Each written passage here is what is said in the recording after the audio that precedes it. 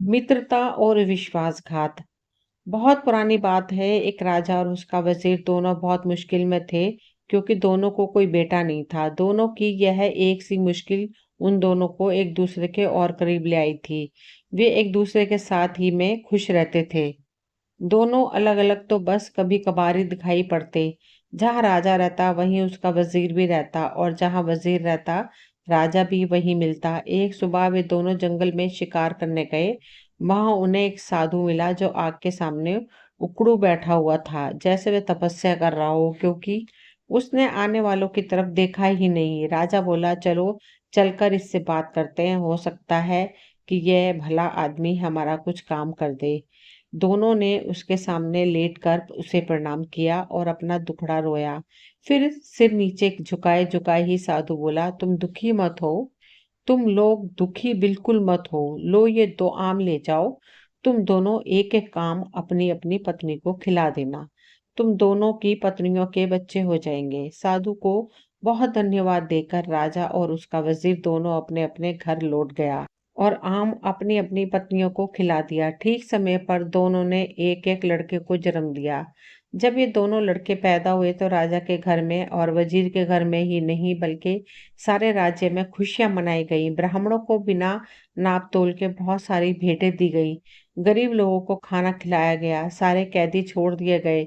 देश में ऐसा समय पहले कभी किसी ने नहीं देखा था। जैसा कि सोचा जा सकता है, दोनों घरों में दोनों बच्चों की खास देखभाल की गई। जब वे बहुत छोटे थे तो उनकी देखभाल के लिए कई दाइयाँ रखी गईं। जब वे कुछ बड़े हो गए तब उन्हें कई शिक्षक पढ़ाने के लिए रखे गए। उन्हें सब तरह की शिक्षा दिलवाने के लिए किसी पैसे या कोशिशों में किसी तरह की कोई कमी नहीं बरती गई। इससे वे दोनों शिक्षा और कला में बहुत अच्छे निकले। अपने पिताओं की तरह उन दोनों में भी गहरी दोस्ती थी। एक दिन वे दोनों शिकार खेलने के लिए एक साथ जंगल में गए। वहां वे दोनों घंटों तक शिकार की खोज में घूमते रहे। काफी देर बाद राजकुमार बहुत थक गया और उसे प्यास भी लग गई। वे अपने घोड़ों से उतर गए और उन्होंने अपने अपने घोड़े एक पेड़ से बांध दिए। राजकुमार वहीं घोड़ों के पास बैठ गया और वजीर का बेटा पानी की खोज में चल पड़ा। उसे जल्दी ही एक छोटी सी नदी मिल गई। वह राजकुमार की प्यास को तो भूल गया और उसे नदी के स्रोत को ढूंढने चल पड़ा। वह 1-2 मील ही गया होगा कि उसे उसका स्रोत मिल गया। वहां उसने एक बहुत सुंदर परी को एक शेर के पास बैठा देखा। उसने यह भी देखा कि वह शेर उस परी से डरा हुआ था। यह दृश्य देखकर तो वह आश्चर्य से चौंक गया और उसे इसे बताने के लिए राजकुमार के पास दौड़ गया। साथ ही उसने राजकुमार को पिलाने के लिए थोड़ा सा पानी भी साथ ले लिया। जब वजीर का बेटा राजकुमार के पास पहुंचा तो राजकुमार ने पूछा, अरे इतनी देर तक तुम कहाँ रह गए थे और तुम ऐसे डरे डरे से क्यों दिखाई दे रहे हो? तुम्हें क्या हुआ है? वजीर के बेटे ने जवाब दिया, कुछ नहीं कुछ नहीं। राजकुमार बोला, कुछ तो हुआ है, तुम्हारा चेहरा बता रहा है कि तुम्हारे साथ जरूर ही कुछ हुआ है। तब वजीर के बेटे ने उसे बताया कि उसने एक बहुत सुंदर लड़की को देखा है। वह शेर के पास बैठी हुई थी और वह शेर उससे बहुत डरा हुआ लग रहा था। ऐसा था उसकी सुंदरता का जादू। राजकुमार बोला, मैं भी ऐसी लड़की को देखना चाहूंगा, तुम मुझे उसके पास ले चलो। वजीर का बेटा राजी हो गया और दोनों उस लड़की की तरफ चल दिए। वहां जाकर उन्होंने देखा कि शेर उस परी की गोद में सिर रखकर सो रहा है। वजीर का बेटा बोला, डरो मत, हम उतनी देर में उस लड़की को पकड़ लेते हैं। जब तक शेर सोया हुआ है वे दोनों उस लड़की के और करीब चले गए। वजीर के बेटे ने शेर का सिर उठाया और उसे जमीन पर लिटा दिया, जबकि राजकुमार ने लड़की को पकड़ा और उसको साथ लेकर वहां से चल पड़ा। वजीर का बेटा वहीं रह गया। जब शेर जागा तो वह वजीर के बेटे के अलावा किसी और को न देखकर बोला, अरे वह परी कहाँ गई? वजीर का बेटा बोला, मेरा दोस्त उसे ले गया है। शेर बोला, तुम्हारा दोस्त? तुम उसे अपना दोस्त कहते हो? जो तुम्हें मरने के लिए यहाँ छोड़ गया है वह तुम्हारा दोस्त नहीं, वह तो तुम्हारा सबसे बड़ा दुश्मन है। कोई सच्चा दोस्त इस तरह अपने दोस्त के साथ नहीं करेगा जैसे उसने तुम्हारे साथ किया। अब मैं तुम्हें सच्चे दोस्त की एक कहानी सुनाता हूँ। अब शेर ने उसे एक कहानी सुनाना शुरू किया। उसने सुनाया, एक बार की बात है, 3 दोस्त थे। एक राजकुमार था, एक ब्राह्मण था और एक बढ़ई था। इन तीनों के पास अपनी अपनी खास चतुराई थी। राजकुमार मुश्किल से मुश्किल और पेचीदा से पेचीदा मामलों को बहुत जल्दी सुलझा देता था।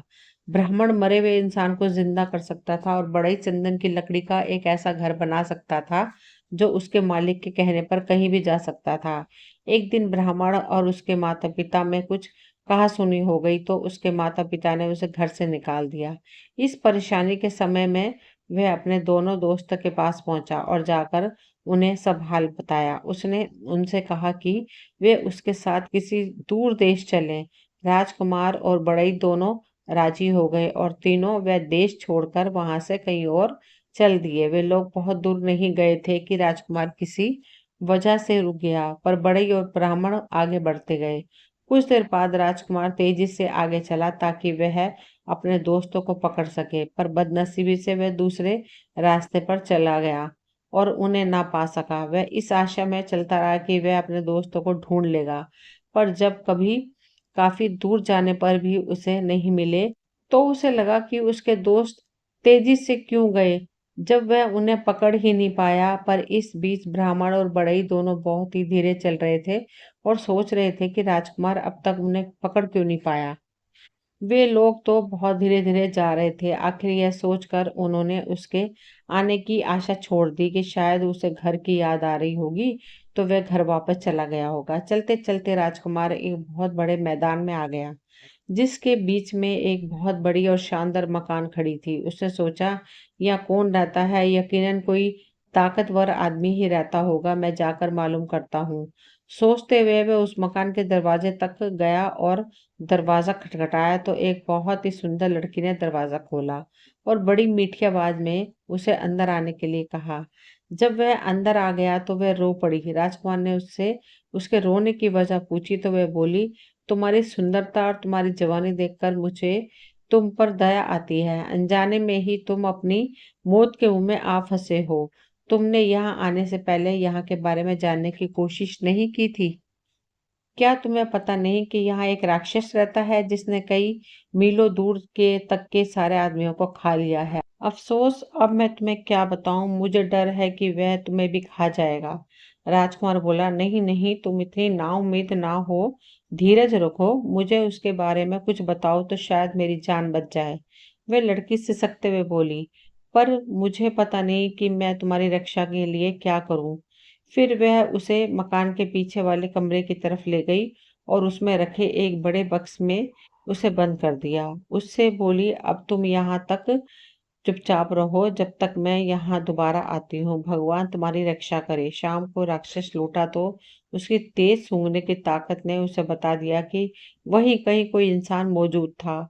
उसने लड़की से पूछा कि क्या तुम्हारे अलावा यहाँ कोई और भी इंसान है? कौन है वह? कहाँ है? जल्दी बताओ, मुझे बहुत जोर की भूख लगी है। लड़की बोली, लगता है आज तुम्हारी तबीयत ठीक नहीं है। यहाँ कोई इंसान नहीं आया। तुम क्या समझते हो कि यहाँ आने की कोई हिम्मत करेगा जो सारी दुनिया के लिए भयानक है? यह सुनकर राक्षस चुप हो गया।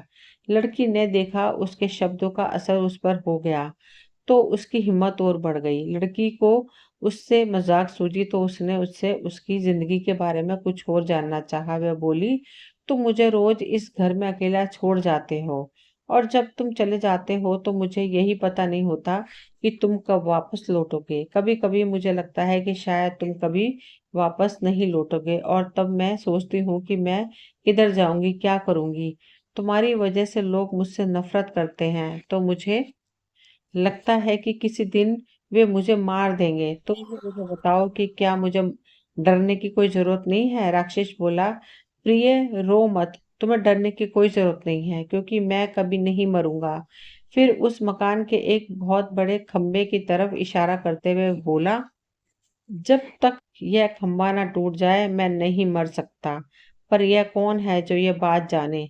अगली सुबह जैसे ही राक्षस बाहर गया वह लड़की गई और उसने राजकुमार को आजाद कर दिया और उसे रात वाली सारी बातें बताई। राजकुमार यह सब सुनकर बहुत खुश हुआ। वह बोला, बस यही बात है, मैं इस खंबे को तोड़ देता हूँ और उस राक्षस को मार देता हूँ। ऐसा कहकर उसने खंबे को मार मार कर तोड़ दिया जब तक उसके सैकड़ों टुकड़े ना हो गए। ऐसा लग रहा था कि राजकुमार की हर चोट सीधी राक्षस पर पड़ रही थी, क्योंकि जैसे ही वह खंबे को मारता था राक्षस बहुत जोर से चिल्लाता था। जब खंबा टूट कर गिर गया तो राक्षस भी मर गया। अब राजकुमार उस सुंदर लड़की के साथ उस घर में रहने लगा।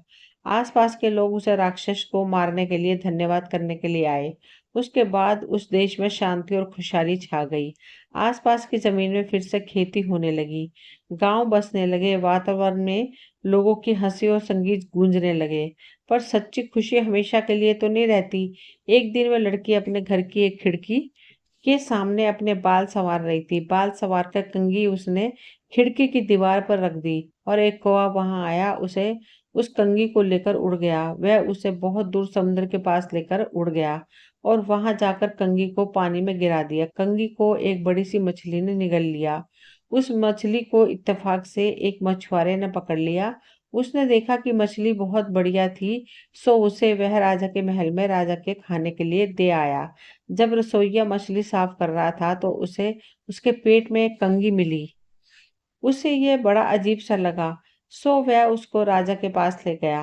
राजा ने जब वह कंघी देखी तो उसने उसे मालिक से मिलने की इच्छा प्रकट की। उसने चारों तरफ अपने आदमी भेजे कि उस कंघी वाली का पता लगा कर लाए और बहुत बड़ा इनाम देने का वादा किया, जो उसे उसके पास ले जाएगा। कुछ समय बाद एक स्त्री मिली जिसने कहा कि वह उस कंघी को पहचानती है और उसने ये वादा भी किया कि वह उस कंघी कि मालकिन से राजा को मिलवा देगी। स्त्री राजकुमार की पत्नी से मिली और बहुत जल्दी ही उनके परिवार में घुल मिल गई। इतना ही नहीं बल्कि उस स्त्री को उन्होंने घर में रहने के लिए भी बुला लिया गया, जो उसने तुरंत ही स्वीकार कर लिया। उसने देखा कि जब तक राजकुमार जिंदा है तब तक वह अपने उद्देश्य में सफल नहीं हो सकती, तो उसने राजकुमार को जहर दे दिया और हकीम को रिश्वत देकर उसकी पत्नी से यह कहलवा दिया कि वह अपनी मौत ही मरा है। राजकुमार की पत्नी तो राजकुमार की मौत पर बहुत दुखी हुई और बहुत रोई। उसके इतना दुखी होने पर तो लोगों को लगा कि वह तो मर ही जाएगी, पर उसने उसकी लाश को नहीं छोड़ा। उसने उसे एक मजबूत बक्से में बंद करके अपने कमरे में रख दिया। उसने अपने पति से उसके दो दोस्तों के बारे में अक्सर सुना था कि वे क्या कर सकते थे। उसे ये आशा थी कि एक दिन वह उनसे जरूर मिलेगी और अपने पति को जिंदा करवा लेगी। जैसे ही उस स्त्री को मौका मिला, उसने उस लड़की को उसका घर छोड़ने के लिए और अपने साथ रहने के लिए कहा कहा कि वहां तो वह काफी परेशान थी। कुछ दिन वह वहां से कहीं दूर रह लेगी तो उसे थोड़ी सी शांति मिल जाएगी। लड़की राजी हो गई और उसके साथ चली गई। अपने घर आते ही उस स्त्री ने राजा की खबर की कि वह अपने उद्देश्य में सफल हो गई है। राजा वहां आया और उस लड़की को जबरदस्ती अपने महल ले गया और उससे प्रार्थना की कि वह उसके साथ उसकी रानी बनकर रहे। लड़की बोली कि वह उससे शादी तो कर लेगी, पर उसे 6 महीने का समय दिया जाए, क्योंकि उसके पंडित ने उसे ऐसा करने के लिए कहा था। कि राजा यह सुनकर बहुत खुश हुआ और उस इन दिन का इंतजार करने लगा। उसके लिए उसने एक छोटा सा महल सड़क के किनारे बनवा दिया। वह उसी में अकेली रहती थी। इस बीच वह लड़की भगवान से यही मानती रही कि उसके पति के दोनों दोस्त कहीं से उसे मिल जाएं, तो वह राजा से शादी करने से बच जाए। वह हर जगह पूछताछ करती रही। वह हमेशा अपनी खिड़की पर ही बैठी रहती और इस आशा में बाहर की तरफ देखती रहती कि शायद वे दोनों वहां से कभी गुजरे। एक दिन उसने दो आदमी अपने घर की तरफ आते देखे तो उसने उनसे पूछा, आप लोग कौन हैं और कहाँ से आए हैं? वे बोले, हम लोग यात्री हैं और काफी यात्रा करने के बाद यहाँ तक पहुंचे हैं। हमारे साथ हमारा एक दोस्त राजकुमार भी था, पर अब वह खो गया है। हम उसी को ढूंढ रहे हैं। लड़की बोली, आप अंदर आइए और थोड़ा आराम कीजिए, फिर मुझे अपने खोए हुए दोस्त के बारे में कुछ बताइए। शायद मैं आपके खोए हुए दोस्त को ढूंढने में आपकी कुछ सहायता कर सकूं। वे दोनों महल में चले गए और उस लड़की के पास बैठकर उन्होंने उसे अपनी सारी कहानी बताई। लड़की बोली, भगवान का लाख लाख शुक्र है कि आप लोग यहाँ हैं, पर मुझे अफसोस है कि राजकुमार तो मर चुका है। ब्राह्मण बोला, उसकी आप चिंता ना करें, मैं उसे जिंदा कर लूंगा। भगवान का बहुत धन्यवाद है कि हम ठीक समय पर यहाँ पहुंच गए। भगवान आपकी हर इच्छा पूरी करे। आप हमें राजकुमार का शरीर दिखा दीजिए। लड़की बोली, पर जरा ठहरिए, हमें बड़ी सावधानी से काम लेना है। इस देश के राजा को मुझसे बहुत प्यार हो गया है। मेरी प्रार्थना है कि वह शादी के लिए 6 महीने तक मेरा इंतजार करेगा। 6 महीने पूरे होने वाले हैं और 6 महीने पूरे होते ही वह मुझे यहाँ से ले जाएगा। हम लोगों को बहुत ही सावधानी से काम करना है क्योंकि राजा ने मेरे चारों तरफ बहुत सारा पहरा लगा रखा है। जो कुछ भी यहाँ होता रहता है ये पहरेदार जाकर राजा को सब बताते रहते हैं। मुझे यकीन है कि आप यहाँ होना भी राजा को पता चल गया होगा। अब देखना यह है कि हम यहाँ से निकले कैसे। बढ़ई बोला, अब डरिए नहीं, अगर आप मुझे जरा सा चंदन की लकड़ी का टुकड़ा ला दें तो मैं उससे एक ऐसा महल बना दूंगा जो उसके मालिक की इच्छा पर इधर इधर से उधर जा सकेगा। लड़की बोली, ठीक है, मैं देखती हूँ। उसी समय लड़की ने एक दूत राजा के महल की तरफ एक संदेश लेकर भेजा। मैंने आपसे शादी करने का फैसला किया है। हमारी शादी का दिन पास आ रहा है। आप मुझसे खुश रहें। आप मुझे 300 मन चंदन की लकड़ी भिजवा दें। राजा ने तुरंत ही उसकी बात मानकर उसको 300 मन चंदन की लकड़ी भिजवा दी और बढ़ई ने उससे मकान बनानी शुरू कर दी। जब मकान बनकर तैयार हो गया तो लड़की ने राजा को एक और संदेश भेजा। ओ भले शानदार राजा, अपनी शादी का दिन अब पास आ रहा है तो आप मेरी भाभी और ननंद को यहाँ तुरंत आने की इजाजत दें। मैं अपनी शादी के बारे में उनसे कुछ सलाह लेना चाहती हूँ। राजा ने उसकी ये प्रार्थना भी मान ली। जैसे ही वे दोनों स्त्रियां उस लड़की के पास चंदन के मकान में पहुंची, वैसे ही बड़ई ने उस मकान को राक्षस के मकान के पास जाने के लिए कहा। बढ़ई के कहते ही चंदन का मकान उड़ चला और वह इतनी बेआवाज उड़ा कि किसी को पता ही नहीं चला कि क्या हो रहा है। वे सब तो बस उसकी बनावट की तारीफ करने में लगे थे कि अचानक उन्होंने अपने आप को मरे हुए राक्षस के महल के पास पाया। लड़की ब्राह्मण को राजकुमार की लाश के पास ले गई। ब्राह्मण ने बस उससे अपना हाथ छोड़ा कि वह जिंदा हो गया।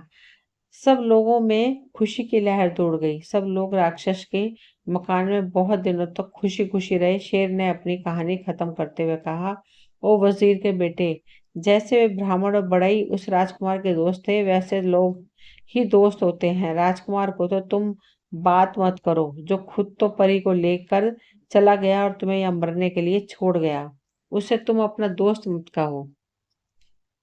वह तुम्हारा दोस्त नहीं। खैर, तुम मरोगे नहीं। मैं तुम्हें कोई नुकसान नहीं पहुंचाऊंगा क्योंकि तुम्हारे दोस्त ने तुम्हें धोखा देकर पहले ही तुम्हारी दोस्ती और विश्वास को खत्म कर चुका है।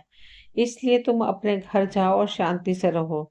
वजीर के बेटे को शेर की बात पे यकीन हो गया और उसने बेहद दुखद हुआ कि जिसे वह बचपन से दोस्त कहता था वह उसे धोखा दे गया। वह वहां से वापस अपने घर के लिए रवाना हो गया। तो ये कहानी यहीं तक थी। मुझे उम्मीद है आपको पसंद आई होगी। अगर पसंद आई हो तो प्लीज़ लाइक शेयर सब्सक्राइब करें। मिलती हूँ अगली कहानी में, तब तक के लिए थैंक यू।